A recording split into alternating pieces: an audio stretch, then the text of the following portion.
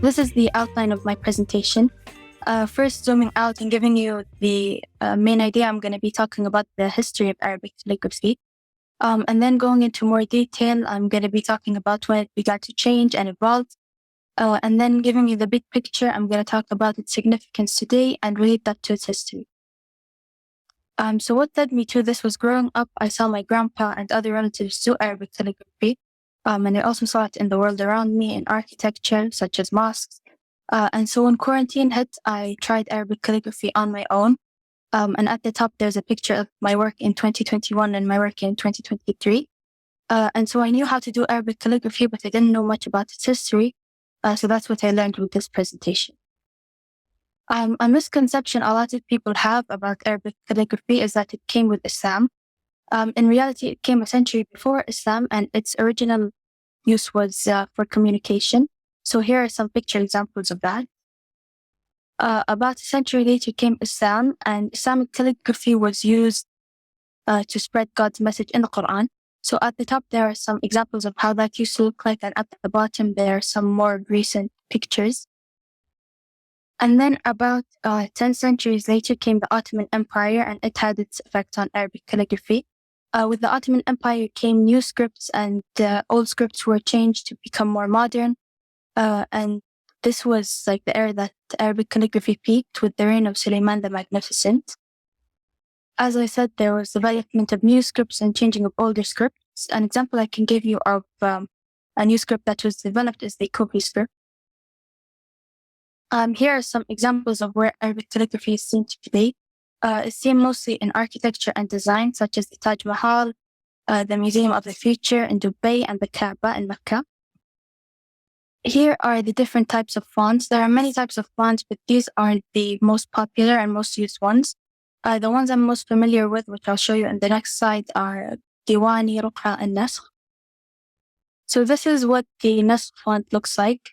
It's mostly used by normal people like you and me because it's clear and concise and doesn't require much skill. Next, there's the Ruq'a font. The Ruq'a font you'll find is mostly used by poets and writers because it's quick and doesn't require detail or intricacy. Next, there's the Diwani font. Diwani font is used mostly in design, and there were some examples of that before. It's used in design because it's easy on the eye and it flows really nicely. Next, I'm going to be talking about some great Arabic calligraphers. The first one is Ibn Bawwab. Ibn Bawwab was born in the 10th century, and his dad was a gatekeeper at the palace in Baghdad, which is where he got his nickname Ibn Bawwab, which translates to the son of the gatekeeper. He was one of the greatest calligraphers of his time because he handwrote 64 copies of the Quran. Next, we have Muhammad Husni. He was of Kurdish descent and he was born in 1894. He grew up in Syria and he was a master calligrapher at the Royal Institute of Calligraphy in Cairo. Next, there's Muhammad Mustafa. He was born in 1943 in Egypt, and his work was inspired by verses in the Quran. A fun fact about him is that his work was actually recognized by Queen Elizabeth, and she gifted one of his paintings to Pakistan in 1997. The painting was titled Where the Two Seas Meet. And next, there's Ibn Muqla. It's believed that he was the first to place written foundations for Arabic calligraphy. It's also believed that he was the first to develop the Thuluth font, and he improved the Nasr font as well as made improvements to the Kufi font. Here are some books you can read if you're interested in learning more about Arabic and Islamic calligraphy, and learning how to write it or learning more about its history.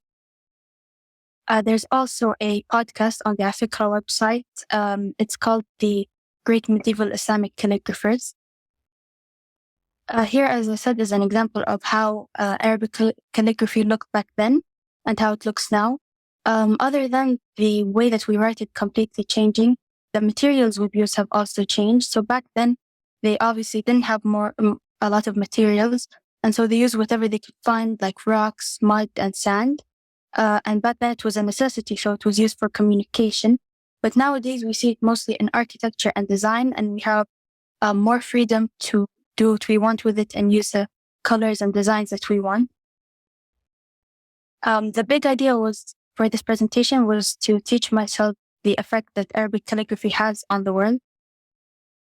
Here are some references and further reading you can do if you're interested in learning more. And that's it. Thank you.